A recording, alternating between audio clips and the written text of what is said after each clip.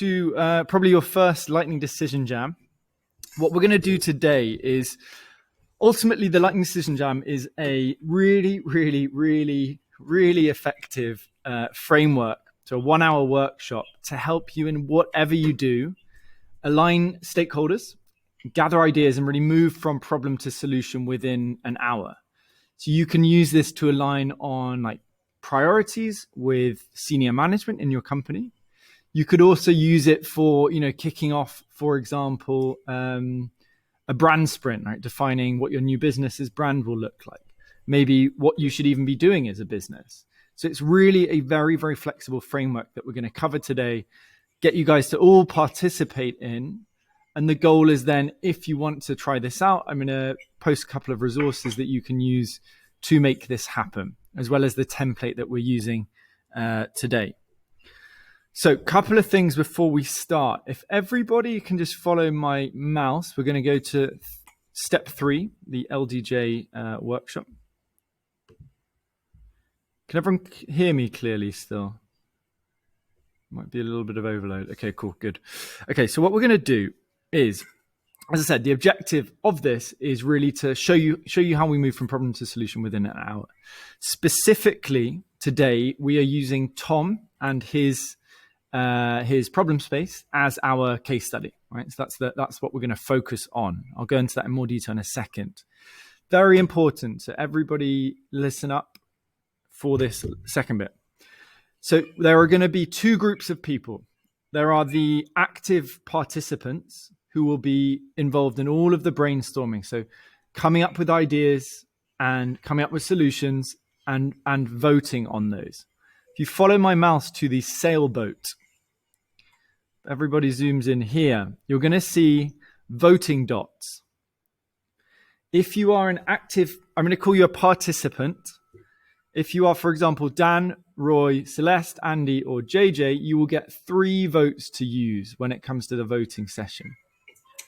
Tom, you will have 5. You are the decider because you are, ultimately, this is your business, your product, so you have more expertise to bring to the table. So you have more votes. Yep.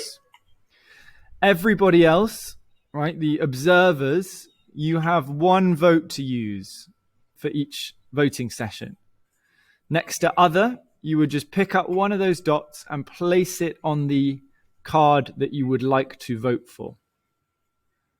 Is that clear? It will make more sense when we do the first session. So Dan, Roy, Celeste, Andy, JJ, you have 3 votes. Your name is next to those votes. Tom, you have 5. Everybody else is going to have 1 vote to place for each of the voting sessions. Okay, cool. So let's jump into it. So what we're going to do is essentially move from defining an objective, writing out problems, prioritizing those problems, reframing those as a challenge, right? Something to try and overcome. And then we go through the process of coming up with solutions, prioritizing solutions, and finally, by the end of the session, having defined some really concrete next steps for Tom to go away and work with. Let's go to step 1. So if everybody focuses just on step 1 and 2, so you can see this. Yeah, sure. Yeah, any questions? What you can do is if you click at the top, if you click on Henry's face, you will see exactly what he's doing. Yeah. On Good the idea. board. So maybe it's easier for people that get lost in Neuro. Yeah, great idea. Yeah, if you get lost, just follow me. Yeah. Sorry, I was going to say that. I thought it might be a bit hard to find, but all good. Okay, everybody then. Yeah, if you'd like to follow me, great. If you want to do your own thing, that's also fine. So we're going to jump into step 1. So what is the goal of this workshop?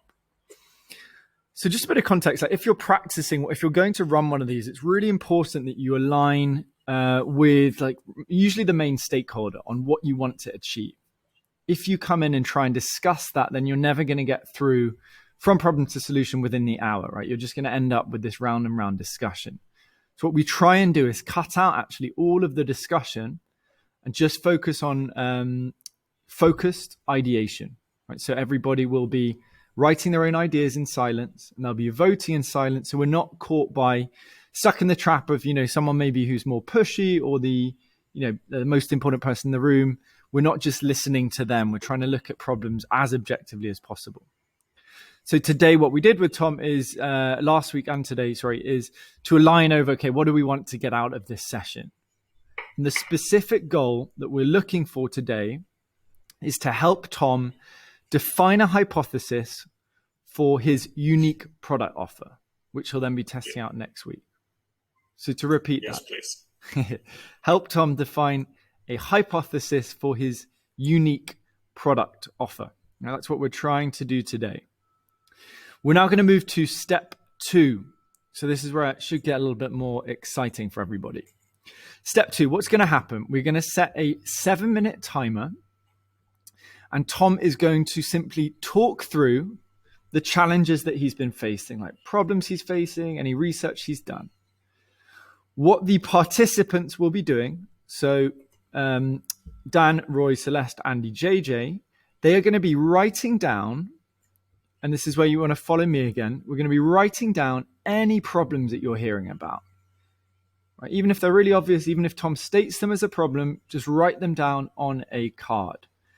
You're going to get your cards. So if you follow me, if you're a bit lost, down in the work areas. So all the main participants have a board with cards. We're going to use the orange cards, right, for the problem statements. We'll come to the green ones later. So any ideas, you can either write an idea out, drag it to the board, or you can simply use one card on the sailboat board and just copy and paste it to create new ideas. As that's happening, I'm just going to be grouping similar ideas as the facilitator. So I'm just sort of observing things and keeping things moving in the right direction. So this is done silently without discussion. As I said, focus is just on deep focus work. So we're not getting dragged down by discussion. So if everybody is ready, what I'm going to do is set a timer. So ready? We're going to set a timer for 7 minutes, and Tom is going to talk through his problems, any challenges he's facing, and participants are going to be creating cards and moving them to the sailboat right below the water. Any question from participants before we jump into that? So we're not doing. We're going to skip step 1 and combine step 1 and step 2 and just focus on the problems that we see that he might be able to address, or the problems with the way he's addressing it. Yes, exactly. Yeah, because we've agreed on the goal beforehand. So usually you may have a longer introduction on the goal itself, but I think this is slightly more concise. So there are problems that he can address, or problems with the way he's going about it? Anything. This is the beauty of the framework. We see what's going to come up most. So Andy, okay. orange cards. So we're going to get color coded. And there's a couple on there. There's a couple on there already. Yeah, those are just examples. I'm going to actually clear that board now, just as examples. I will put a relevant example as I'm listening, just to make sure we're all moving in the right direction. Okay, so Tom, you're going to start your presentation? Or just an overview? Can you hear me? Yeah, I'm going to set a timer for 7 minutes starting now. Perfect. So thanks all for joining, first of all. I think as most of you already know, I interviewed ambitious working students in Germany. So I reached out on LinkedIn for, I think, 101 people. So I miscounted a little bit. I thought LinkedIn is a great platform because when you're younger and are thinking about your professional level, then just the more ambitious people are on LinkedIn instead of Facebook, for example. This was quite good. So I interviewed so far around 15 people. And most of them are working 3 to 4 days a week in the company and go to university on another 1 or 2 days for their bachelor's degree. In general, they thrive for autonomy and a high-level job, which matches their values. So all of them speak about a fulfilling job. And next to work, many of them dream about a decent house or a nice car and want to travel a lot. So they have dreams instead of goals and plans, more or less. In general, when speaking about work, So they're in their apprenticeship. So they switch their departments every 2 to 6 months to gain general insights in the company. And there they don't learn much at work because due to their short time in a single department, most tasks are mainly on a superficial basis. So not much project work, just day-to-day business.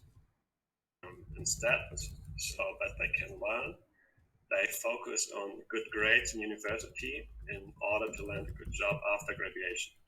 So, for example, they want to be the best in university, or they want to be faster than anyone else, something like this. They have problems, and they depend largely on their year of studying. The first year of being a working student is the most frustrating. So they're coming fresh out of school and straightly jumping into work at university. So they have to figure everything out. There are very high stress peaks due to this completely new situation. So they have to find out how to work, how to behave at work, and in general, there's a feeling of insecurity at work. Regarding university, they have to find out how to study properly, because in school, they studied or they learned 1 or 2 days at most for an exam, and then it's around 1 or 2 weeks instead in university. And in addition, they have to find out how to still have a private life, which is in general, all in all, very frustrating. Most of them are really stressed, sometimes frustrated, but are just focused on how to survive the first year, maybe. They're not taking action besides those frustrations. But it's a general feeling there.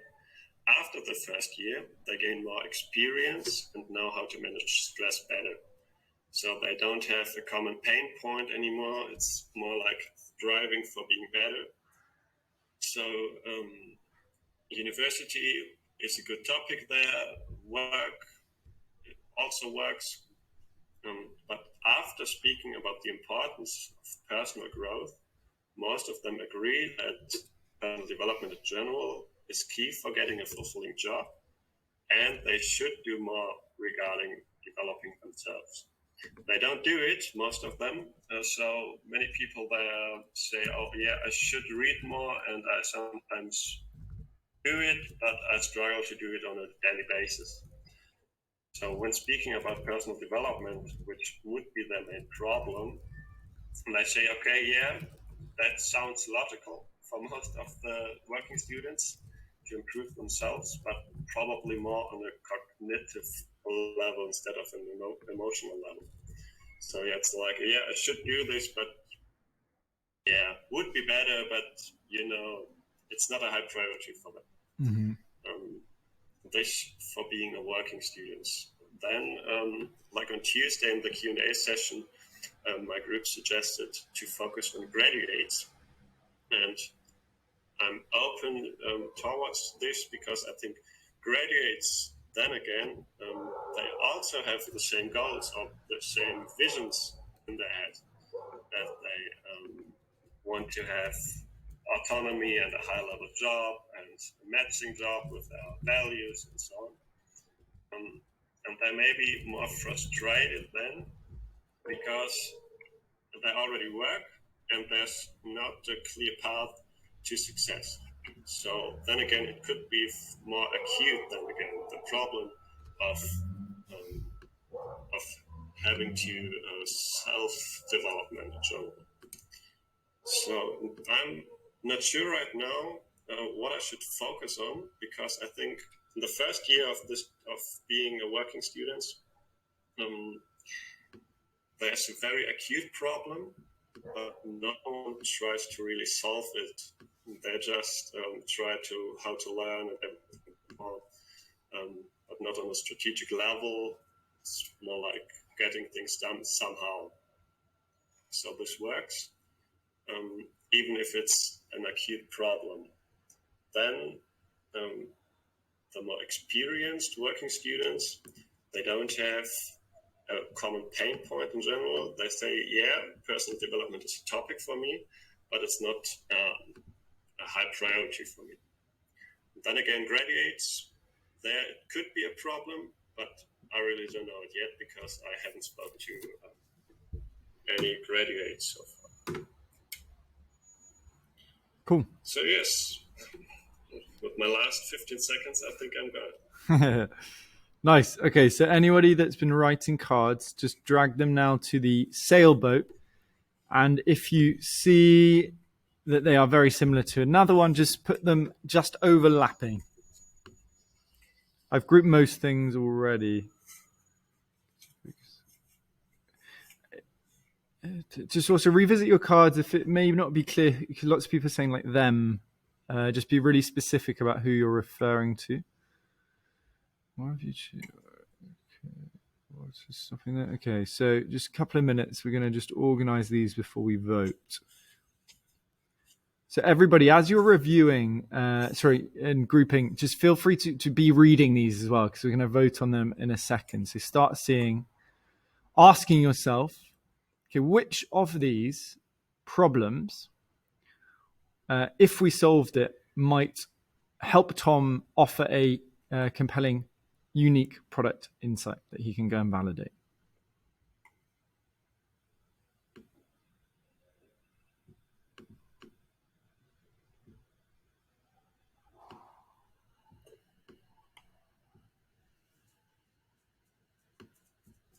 I'm still trying to drag mine to the saving votes. Why is it taking that long? There might be a bit of lag. Just fix this one.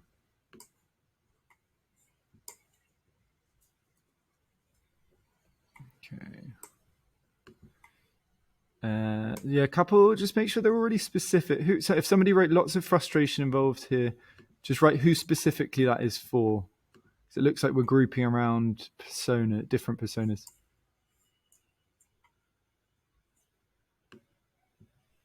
So.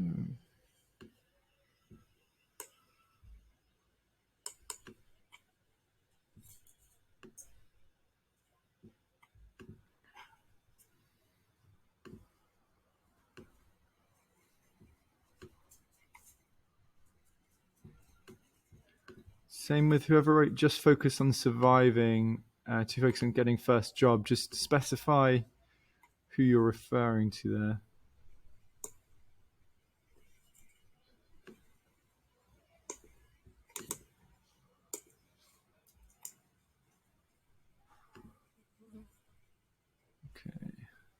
Okay, just just 1 minute just to group those cards. Sorry, bring them to the board and group them. If you think they're not that important, you can just delete as well, no problem. Sorry, your own cards.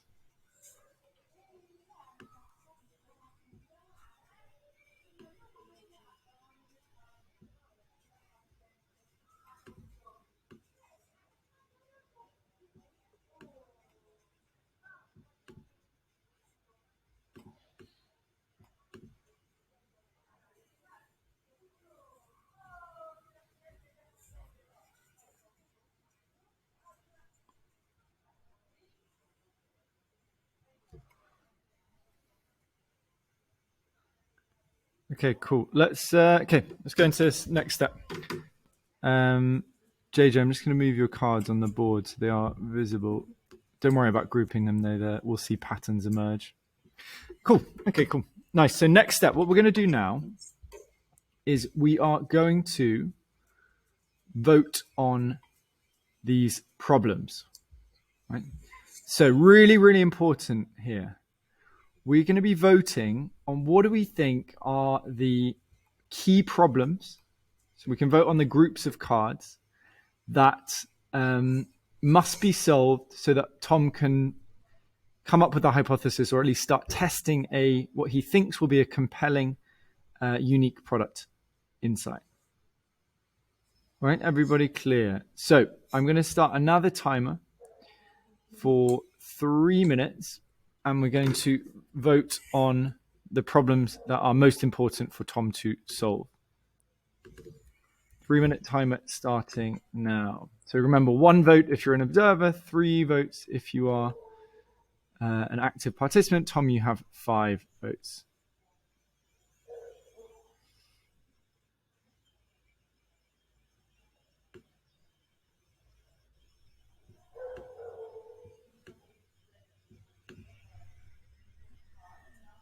How do you bring the sticker in front of the front of the pad?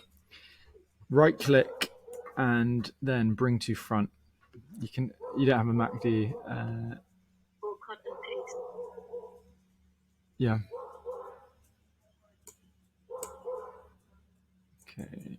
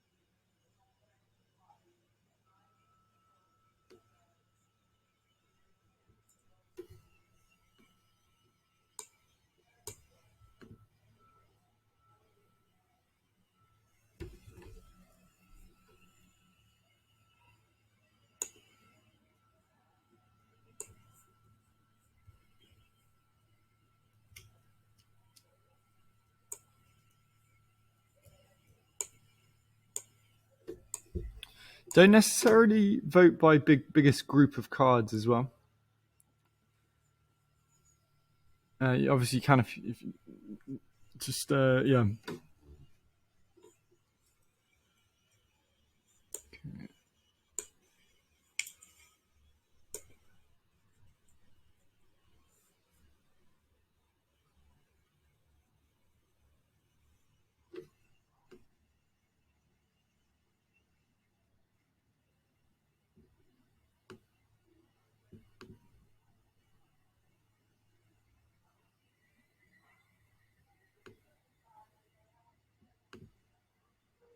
Okay, just 30 seconds to cast your last votes.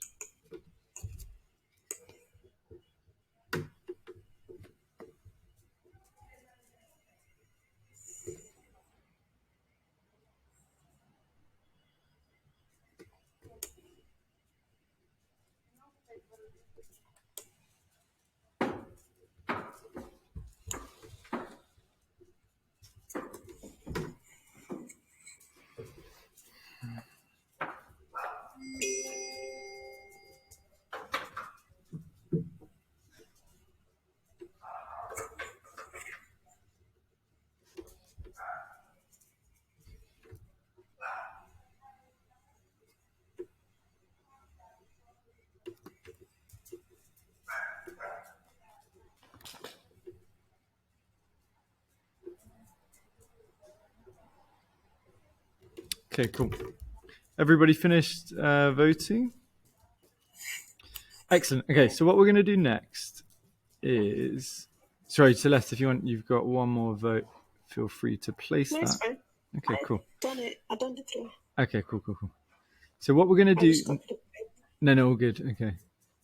Okay, so what we're going to do now is take a couple of these problems and I'm going to reframe them as challenges. So if you want, I would say follow my mouse. You can do so by just clicking on my icon at the top right. Okay, cool. So I'm going to take just what I think are the... Okay, so we've got a cluster of red clearly on... Okay, is this a priority for current students? So 1 second, let me just take that card. Okay. Oops, sorry.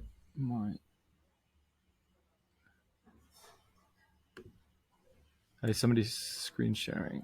Give me 1 second. Okay, cool. So I'm going to take a card and put it up on the board. So if we move over now to step 4. Oops, sorry. And step 5. What I'm going to do is take a couple of these challenges.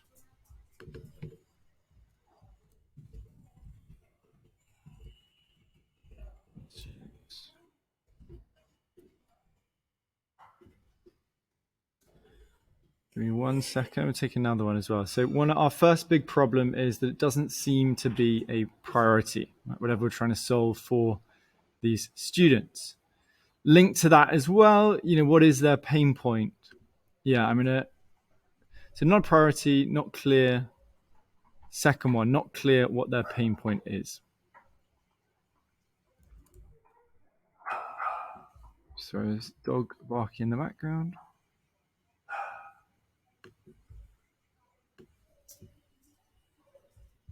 Okay, so second problem we have is it is not clear what their pain point is.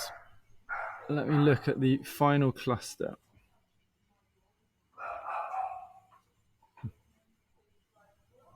What have we got? We've got a couple of votes. Okay, so we've got a few options here. So again, just a note for facilitating now. You can try and, for example, there are 3 problems with 2 votes each. At this point, you can select what you think might be the best topic to guide the rest of the conversation. And I am going to say that we are going to take this question of graduates, right? These haven't been explored. So basically that there are sort of 2 groups here that we aren't clear on. So what we're going to do now is we take the problem, we convert it to a challenge, right, for the rest of the session. And I'm actually going to group these 2. So we're going to create 2 how might we's from this. So first one is how might we validate that Tom's offer is important to year 1 students. Second challenge we're going to be looking at is how might we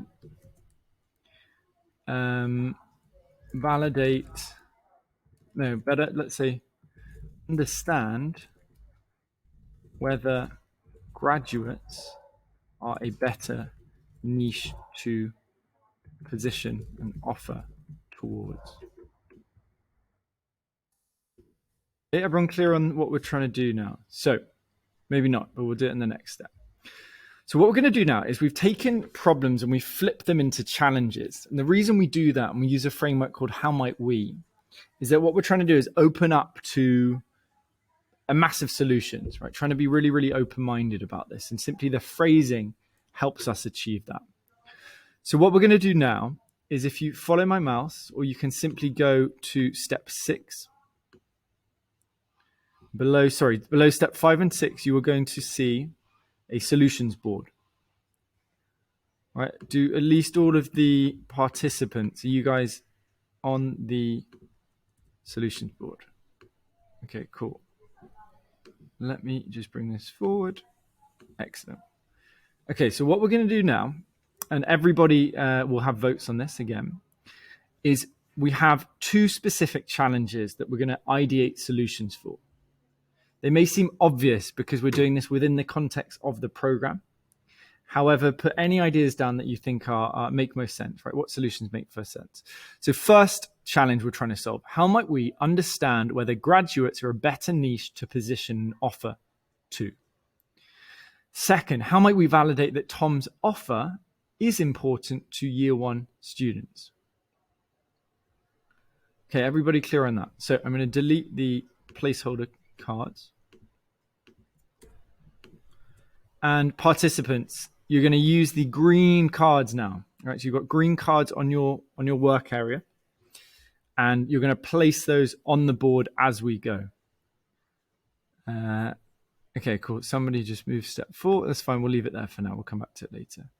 Okay, everybody clear? So we are going to set a timer for 4 minutes, right? So 5 minutes. We're going to do so as many solutions as possible for both of these challenges, and place the cards as you write them underneath the relevant How Might We challenge. So 5-minute timer is starting now.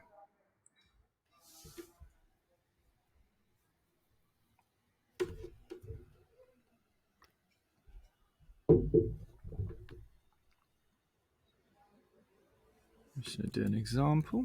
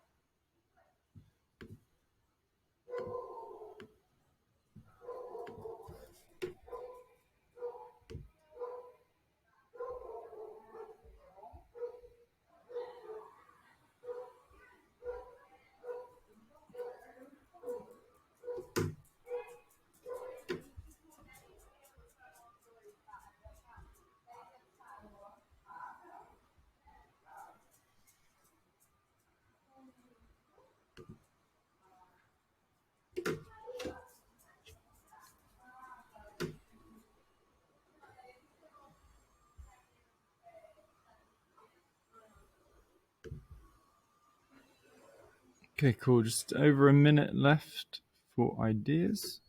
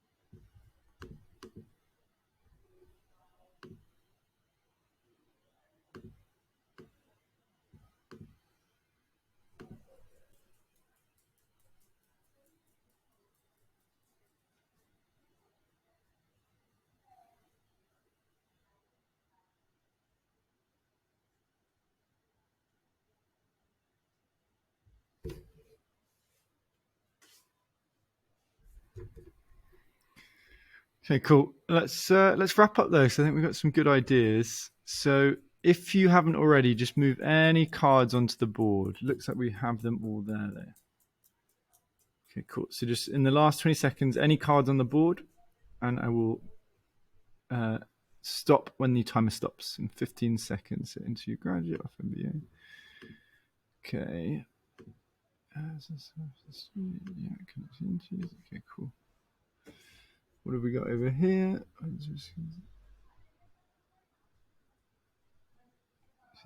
People offering something. Cool. Nice. Okay, so interesting. Okay, so we have some groups of solutions. remember, we're doing a sort of test run of this as well. So you're going to see a lot of stuff that we cover in the program, right? The ideas, interviewing, MBO, etc. But remember, in a normal context, this wouldn't be the case. Actually, we're going to have a much more diverse pool of ideas. So I think just to recognize there's a bit more value when we do this in the real world. What we're going to do now, though, is we're going to move into prioritizing solutions. So everybody has votes. I'm just going to reduce these just because we have fewer solutions than planned. So same thing again. Tom, 5 votes. Dan, Roy, Celeste, Andy, JJ, you have 3 votes. Everybody else, you can place 1 vote. And same as before, I'm going to set a 4-minute timer, and you are going to place your votes on what you think the best solution is for the How Might We. So remember, revisit the How Might We challenge at the top, and then in the orange card, and then vote on what you think the best solution is there. So 4-minute timer starting now.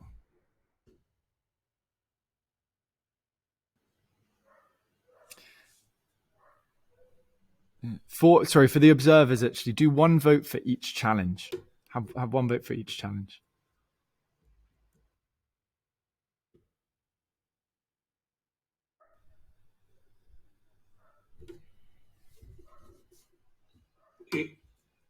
Either participants do 3 votes per challenge, or total.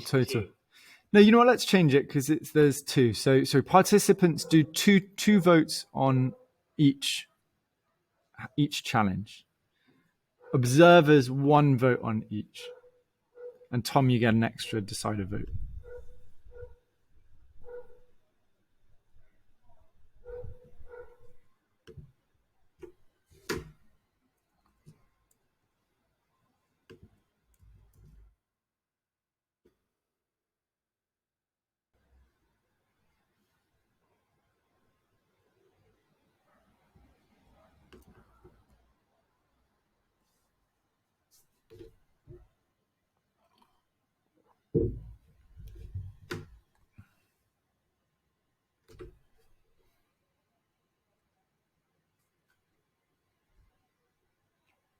So 2 more minutes. I lost my pen. Oh.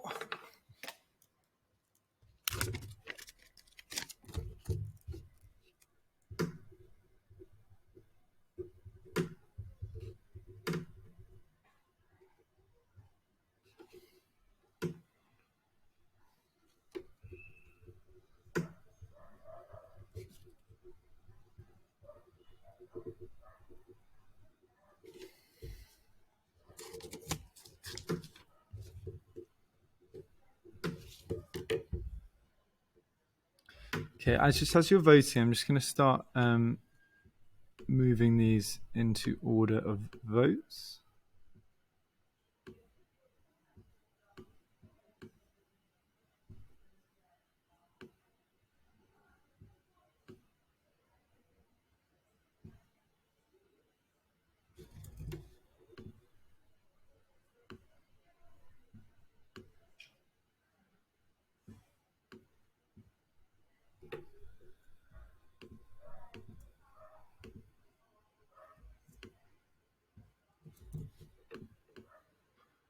Just 1 minute left for voting if you haven't done so already.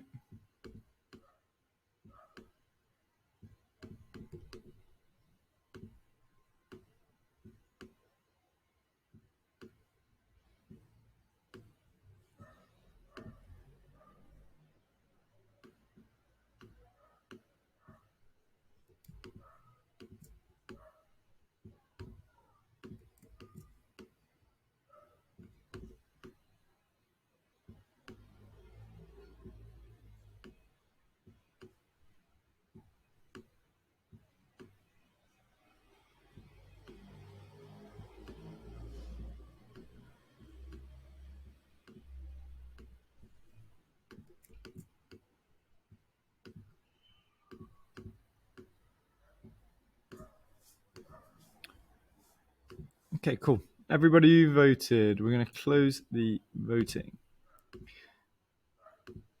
Excellent. Okay, cool. So what we have now is again, so the ideas that we've come up with are not nothing new to most of us, because we're following a similar framework to what we're covering in the program. But what we do now is, what I've been doing is, as people are voting, just putting these in order of vote. Right, so we're getting a feel for what what we feel the best solutions are going to be, right, objectively. And now what we're going to do is we will start actually prioritizing these and saying, okay, which solutions do we want to take forward? This is the only exercise where we have some discussion. So it's a longer exercise of 10 minutes.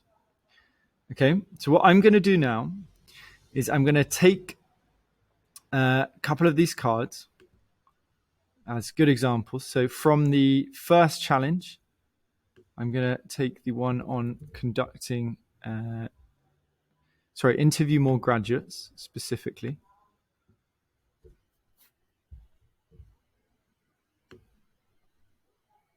And I'm going to take the MBO, for graduate MBA.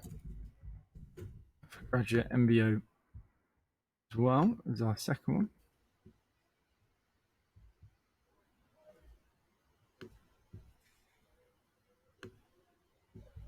And then on our other challenge, we are going to take, but I guess this, so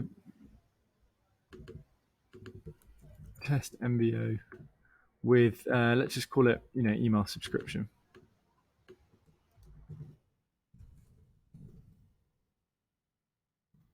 Okay, cool. And I'm going to take the second most voted, which is some kind of low fidelity prototype. That's going to take, get those two over. So if everybody wants to hop over to, board, step 7, right? The impact effort matrix. Cool. So as I said, this is the only time we're going to have some discussion. So what we're going to do is I'm going to pick up one of these cards. We're going to have discussion, but not lots of discussion. So I'm going to pick up one of these cards. And as I do it, I'm going to ask you whether it should firstly go where it should go on the axis, simply saying like up or down or left, right. And I may ask like, okay, why do you think that? So you can say, okay, let's say pick up one of the cards and say impact, lower or higher. And you can explain why you think it would be lower or higher for each of those axes. Right? Is that clear? Tom, particularly voice your views here, because you will obviously have a deeper understanding of these markets, right? These two niches.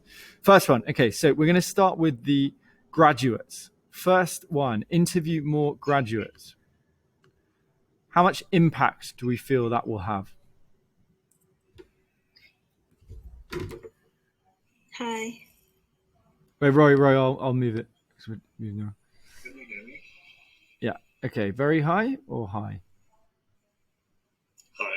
Hi. Here? Happy with that? Yep. Okay, cool. Yep.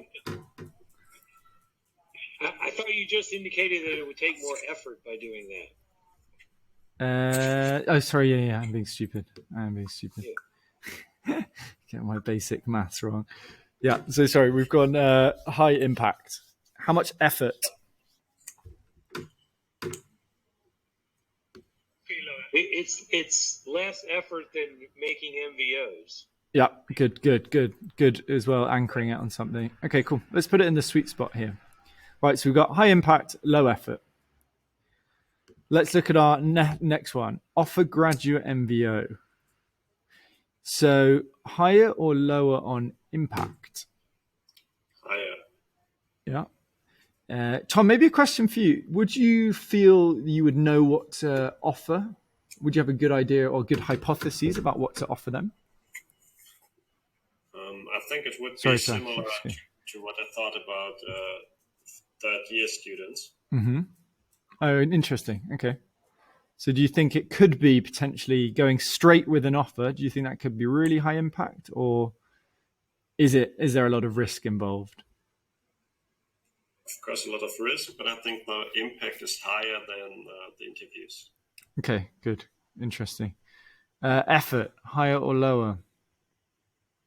Much higher. Interesting. How would you? Okay, we'll leave that and I'll come back to it. Okay, so where do we put it? Up here? Super high or sort of here? Sort of there. Okay, cool. All right, let's leave that there. Okay, cool. Let's now pick up our we're going to wrap up, by the way, in 10 minutes if anyone needs to shoot on time. So let's look at our other challenge, right? I'm trying to understand how we better understand the first year students. First one, test MVO with email sign up. I'm just going to specify, sorry, it's first year. Impact, higher or lower?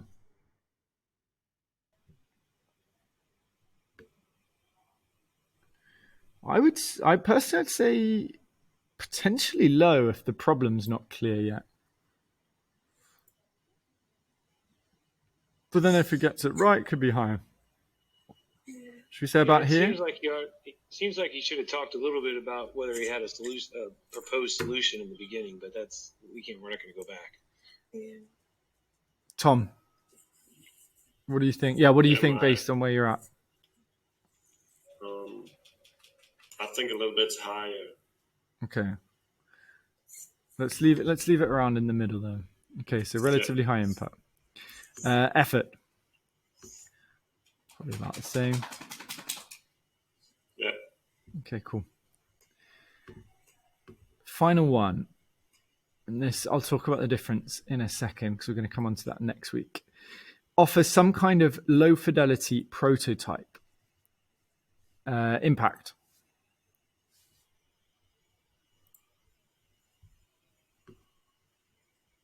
Probably really high if it does deliver value. Probably high, yeah. Let's put it up here. Higher than the others. Okay, Yes. cool. Effort. Also highest. Higher than the others. Yeah, particularly as we don't have dev teams, designers, etc. Cool. Okay, so we'll leave those there. This, by the way, this is exactly what we cover week 3 and 4, is the difference between these two things. So this, we're sort of testing out just a statement of value. And here is you're getting into the, crafting user journey, wireframing, etc., learning how to do no-code prototypes. So this is what we cover. And you see why as well with this gradient. It's exactly why we do it in this order. Is that what we start with interviews, high impact, low effort, and then we gradually move our way up as we're more certain about the impact of what we're doing. Okay, excellent. So why don't we now take let's take just thinking what makes most sense for Tom. So making actionable steps. So let's deal with the first one first. Sorry, the highest impact, lowest effort. So interview more graduates. So Tom, pretty straightforward, I think, with this one. No team members to align with. What are you going to do next week to make this happen?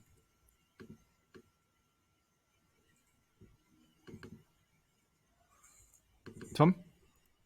Oh yeah, sorry. We'll reach out on LinkedIn for graduates. I think they're clever filters.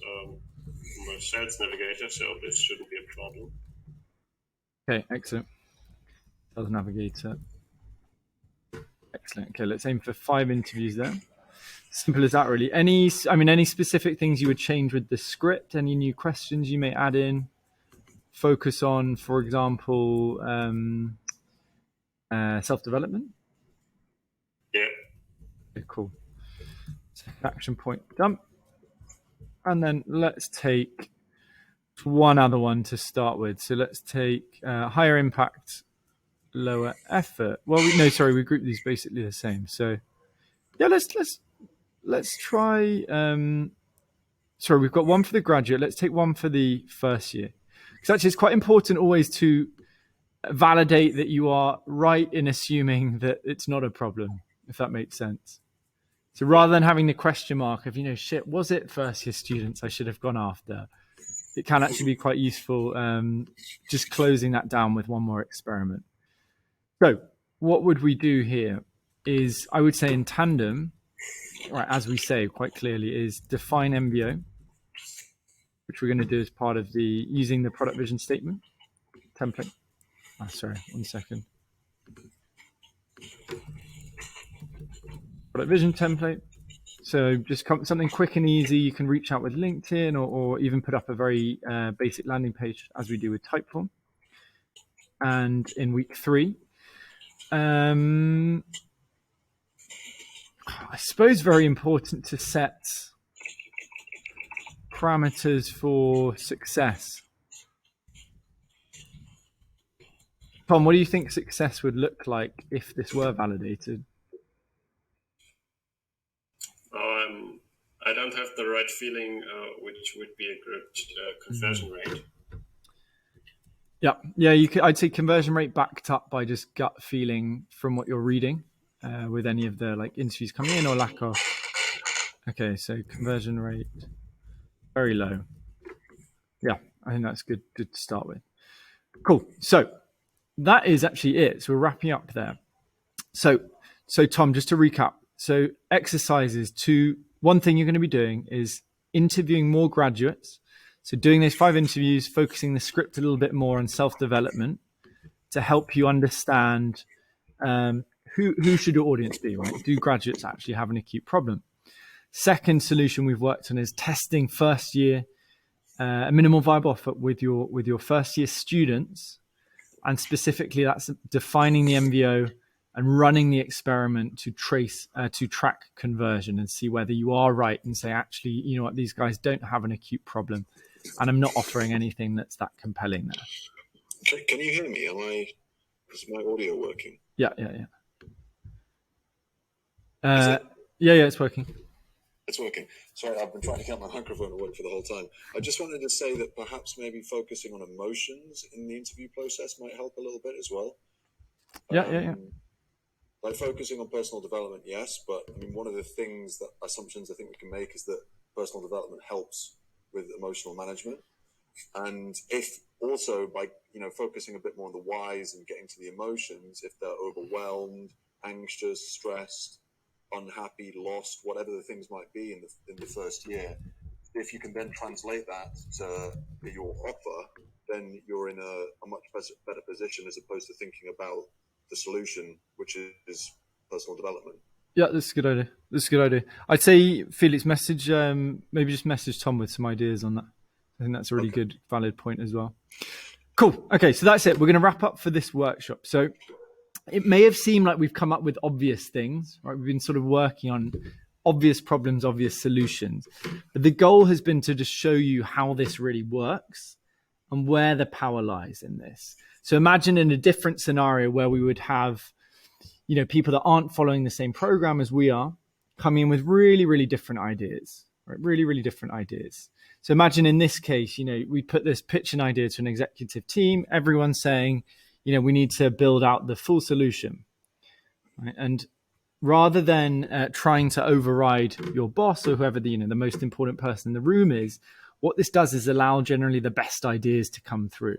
So the goal in that context is rather than coming out with some massive requirements for a 1-year project, it would be, well, actually, why don't we just build an MBO and test that out? I'll just reach out to people and see what conversion is.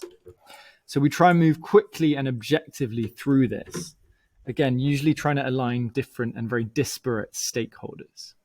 So I think if anyone wants to really learn more about this or wants to actually run one of these, then what I'll do is post a couple of tutorials in the template we've used. So we have like a clean template that you can use in any workshops you do. And I'd really, really recommend trying this out. You can do it with friends. You can do it with your own ideas. For example, a friend of mine launched a business and he just got 5 experienced product people and designers in to help him sort of work out what to do as a first step with that business. So you can use it in any context. I'd use it as a practice run first in a safe space before you want to jump in at the deep end, right? And use it within your current role. But it's really, really powerful. I can't underestimate how useful a tool this is when you use it. Any big questions on the LDJ format? How did you find it? A bit more interactive, a bit more fun? I think that It's pretty cool. Sorry, Would Celeste, go obviously ahead. be, I guess when you do it in person in a room, it'd be incredible as well. There's a lot more engagement, I guess. Yeah, it is physically. It is because also using physical post-its like Sharpies, all this stuff. So it's quite fun. Sorry, Celeste, you had a point. Yeah, so I've sort of done something similar, but it's kind of physical. We'll all be in a room and we have stickers on, and it's exactly the same way. But I actually did not know this is it. This is what we're doing then, but it's actually different. It's kind of like on a ways of working at that time. But yeah, it's pretty fun, clear, and I think we didn't really waste any time. The only thing is getting used to this board. It's very fiddly, Yeah. but I get. Yeah, getting again, used to it. it's in person. It's great because you just put a load of post-it notes on the table, and you can't really go wrong. And also, you can pick the other thing. I think from a facilitation point of view, it's much more difficult keeping the energy up, right? So sometimes you do like a day-long workshop. If you're in person, you can have music on. You can pick up on who's low energy in the room. Whereas when it's like this, it's a little bit harder. But as I said, it is really, really a great tool to differentiate you and bring ideas to action a lot faster.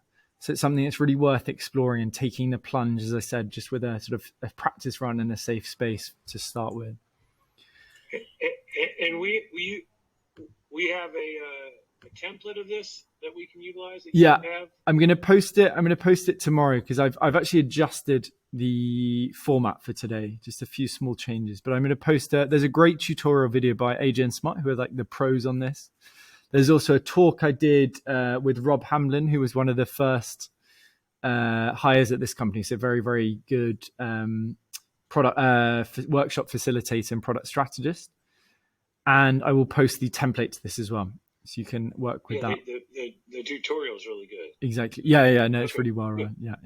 But as I said, it's really worth it. And any questions on practicing it, or like if you want to get a team together between us, if anyone wants to run one of these and put their idea through the gauntlet, either this week or maybe further down the line when it comes to prototyping, for example, coming up with a more concrete solution, then it's going to be really, really useful. So I'm sure we can get 4 or 5 of us together for one of these if anyone wants to put their hand up for it. And in the context of this course, do you think that's the most useful aspect for it? Is the more concrete prototype? Yeah, I think in this course, yes, because ultimately today we've done it on we've gone through the process on something that's quite not obvious, but relatively clear what we are going to be doing, right? Which is following sort of what the concept does. It's quite closed solutions or broad solutions, like define MBA, do user interviews. When it comes to a specific solution, right, there are thousands of ways that we can solve a broad problem for our niche. So at that point, we can so we know now that our offer resonated, right? So we have 1 or 2 points of value that we can really, really focus on, such as, for us, it's about making learning very practical. Then we can say, okay, let's present what we have so far. Okay, broadly, we know that people really want practical product management training. And then when we come to solution ideation, it's going to be much more open and probably coming up with lots of ideas we never thought of. So so what I'm going to do is I'll repost actually in week 4 and 5 and see whether anybody wants to run one of these with their prototype. Awesome. Well, sorry, any more questions before we wrap up? I have a question on the, coming up with solutions. Do you find there's a way to kind of limit the scope there? Because I found that it's easy for somebody in marketing to say like, oh, we should just build an app, and it's easy for an engineer to say we should just run a blog. But like, how do you kind of get people to de-scope to something quick and easy? Yeah, it is tough. So one tactic that works really well. Also, by the way, the talk I did with Rob, a lot of these questions we cover, and he's going to be much better than me at answering them. But you want to be quite smart about how you frame the workshop. and you can use it in quite, so you're trying to nudge the conversation in a specific direction. So a good example again would be, say I'm a product manager and my executive, my boss wants to basically, just build some idea that he thinks is brilliant. It's going to take a year, 2 years. So you can try and design the workshop to get everybody to ultimately vote on doing something else, something more simple, for example. When it comes to the solutions, then ultimately we have to use that matrix. And that's why we have a little bit of discussion so that, someone like yourself with a technical background can go, well, no, that's going to take a year to build. So you don't just have a marketing team sort of feeling like they're coming up with clever ideas, but that are ultimately not ever going to be implemented. Cool. Let's wrap up there because we've gone a little bit over time and everyone's got things to get to. So anyway, I hope that was helpful. I think the tutorial videos are going to be more helpful. And as I said, when it comes to week 4 and 5, I'm going to repost and hopefully we get a couple of these running. So you get some really good value for your own product on it. Yep. Awesome. Cheers, guys. We will, I'll speak to you all next week as well. Okay. Thank Bye, you. guys. Ciao. Bye. Bye, guys.